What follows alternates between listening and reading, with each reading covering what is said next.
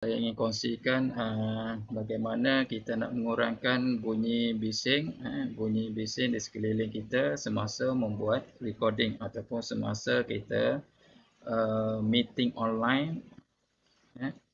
Biasanya kedengaran bunyi motosikal, basikal yang lalu lalang, bunyi bayi menangis, bunyi kipas dan macam-macam lagi bunyi yang kita rasa mengganggu semasa kita sedang online.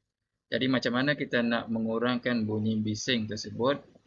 Salah satu cara kita boleh gunakan aplikasi Kris yang boleh di-download dan install daripada laman webnya.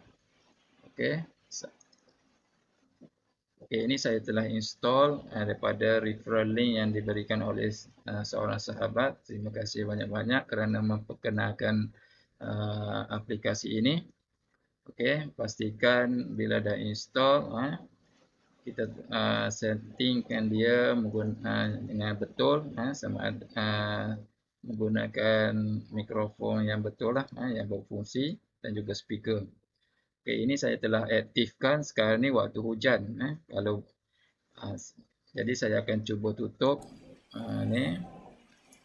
Kris ni.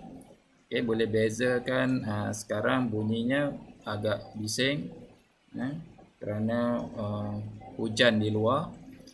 Jadi ada perbezaan sebelum dan selepas saya aktifkan aplikasi ini. Okey, sekarang saya cuba aktifkan balik.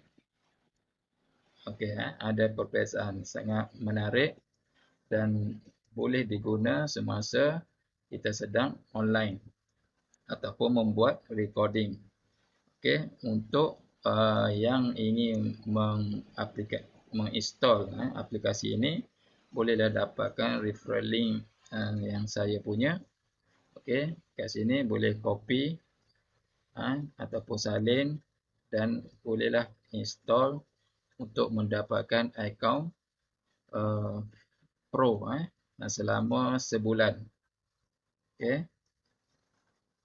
Jangan lupa like dan subscribe channel saya.